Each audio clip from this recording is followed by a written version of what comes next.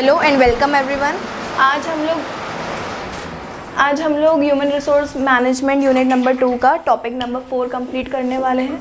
Topic number 4 आपका रहेगा job description. Job description अपने लास्ट क्लास में भी ये टर्म आया था, अब इसको हम लोग को डिटेल में पढ़ना है। जॉब डिस्क्रिप्शन या जॉब एनालिसिस दोनों ही सेम बात होती है। इसका मतलब क्या होता है कि आप एक ऑर्गेनाइजेशन में एक एम्प्लॉय को अगर हायर कर रहे हो तो उससे आप क्या एक्सपेक्टेशंस रख रहे हो विद रिस्पेक्ट टू उसके रिकॉर्ड कैसा है, उसका बिहेवियर कैसा है, उसका बैकग्राउंड कैसा है। इसमें सारी चीज़ें आ जाएंगी कि आपको किस तरीके का एम्प्लॉय चाहिए। उसमें आप उसका वो सब थ्योरेटिकल नॉलेज उसके पास कितनी है, उसकी क्वालिफिकेशंस भी आ जाएंगी, उसका एक्सपीरियंस भी आ जाएगा, सारी A to Z चीज़ें उसमें आ जाएंगी, उसका बिहेवियर आ जाएगा, उसके टेक्निकल स्किल्स आ जाएंगी, A to Z आपको किस तरीके का एम्प्लॉय चाहिए। इसको आप बोलते हो जॉब डिस्क्रिप्शन तैयार करना। तो हर एक जॉब रोल के लिए एक जॉब डिस्क्रिप्शन तैयार होता है हर ऑर्गेनाइजेशन में। उसके कंटेंट्स क्या रहते हैं, सबसे पहले आपका आता है जॉब टाइटल की कौन सी पोजीशन है। For example sales manager, production manager, technician, ठीक है, ऐसे बहुत सारी जॉब रोल्स होते हैं हर ऑर्गेनाइजेशन में। तो उस जॉब का टाइटल क्या है, ठीक है, नाम क्या है उस पोजीशन का, सबसे पहले आपको वो लिखना होता है। ये एक प्रॉपर रिपोर्ट तैयार होती है, तो ये रिपोर्ट के कंटेंट्स मैं आपको बता रही हूँ। सबसे पहले इसमें आता है जॉब टाइटल, देन आता है जॉब लोकेशन। अब देखिए क्या होता है, लोकेशन मतलब आप अगर पैन इंडिया रिक्रूटमेंट के लिए भी जाते हैं तो आपको अपने ऑफिस का लोकेशन सामने वाले को बताना पड़ेगा, ठीक है। अगर आप मुंबई बेस्ड कंपनी है लेकिन आप भोपाल में अपने रिक्रूटमेंट के लिए आए हैं तो आपको उस जॉब डिस्क्रिप्शन में लोकेशन डालना पड़ेगा कि आपको जो एम्प्लॉय चाहिए वो कौन सी लोकेशन पर काम करे, ठीक है। तो उसकी लोकेशन हो सकता है आपके अलग अलग ब्रांचेज हों, कोई एक ऑफिस आपको मुंबई में हो, एक पुणे में हो, एक चेन्नई में हो, तो आपको कौन से एरिया के लिए एम्प्लॉय चाहिए तो उसके जॉब डिस्क्रिप्शन में आप वो लोकेशन लिखेंगे यहाँ पर। नेक्स्ट है जॉब समरी। जॉब समरी में आपका आ जाएगा कि बेसिकली आपको क्या उसकी क्वालिफिकेशंस चाहिए, ठीक है। इसमें प्रॉपर उसकी क्वालिफिकेशंस आएंगी कि ये हम लोग को चाहिए। इसमें ज़्यादा डिटेलिंग हम नहीं बताएंगे, इसमें हम लोग बेसिक क्वालिटीज़ बताएंगे, ठीक है। ड्यूटीज़ टू बी परफॉर्म में आपका आ जाएगा कि आप उस एम्प्लॉय से क्या एक्सपेक्ट कर रहे हो कि वो ऑर्गेनाइजेशन में आकर क्या ड्यूटीज़ परफॉर्म करेगा।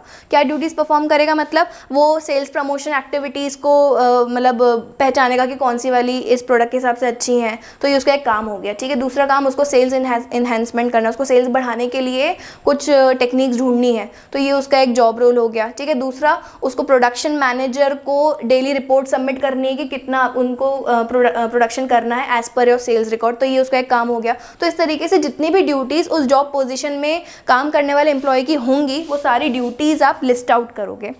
नेक्स्ट है मशीन्स, टूल्स एंड मटेरियल्स। इसका क्या सिग्निफिकेंस है कि इस जॉब टाइटल में जो इंसान काम करेगा, जो एम्प्लॉय काम करेगा, उसको कौन सी मशीन्स में काम करना है, उसको कौन सी मशीन्स यूज़ करके काम करना है, कौन से टूल्स वो यूज़ करेगा और कितने मटेरियल्स यूज़ करेगा। इससे ये पता चलता है कि मेरा जॉब कितना कॉम्प्लेक्स है, या ये जो जॉब टाइटल है ये कितना कॉम्प्लेक्स है। अगर मैं एक टेक्नीशियन की ये बनाऊँगी, जॉब एनालिसिस बनाऊँगी, इसका जॉब डिस्क्रिप्शन बनाऊँगी, तो इसमें उसके मशीन, टूल्स, मटेरियल्स में बहुत सारी चीज़ें आ जाएंगी। तो मुझे इससे ही पता चलेगा कि ये एम्प्लॉय कितना इंपॉर्टेंट है मेरे ऑर्गेनाइजेशन के लिए और ये मेरे ऑर्गेनाइजेशन में कितनी कॉम्प्लेक्स जॉब कर रहा है, ठीक है। अब कोई होता है जैसे फॉर एग्जांपल CA, तो CA में तो ये सारी चीज़ें होंगी ही नहीं क्योंकि वो कुछ यूज़ ही नहीं करेगा। उसका काम क्या है, सिर्फ ऑडिट करना रिकॉर्ड्स को, अकाउंटिंग वगैरह पूरा चेक वेक करना, अकाउंटिंग रिकॉर्ड्स को बनाना, उसको टैक्स वगैरह सेविंग के टेक्निक्स बताना, ये सारा काम रहेगा। तो उसमें ये तो होगा ही नहीं, मतलब उसका जॉब जो है इस रिस्पेक्ट में कॉम्प्लेक्स नहीं है, ठीक है, in respect of machine, tools and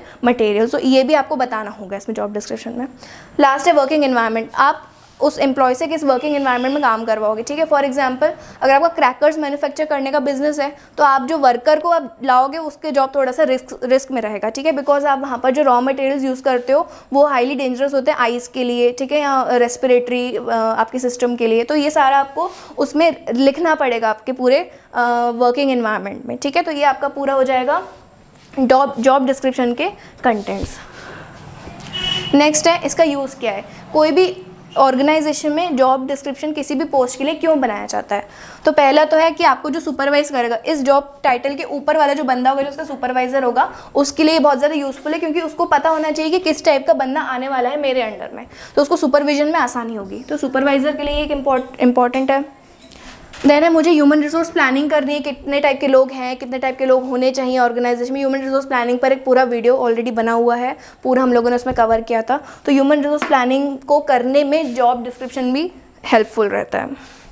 last है अप्रेजल।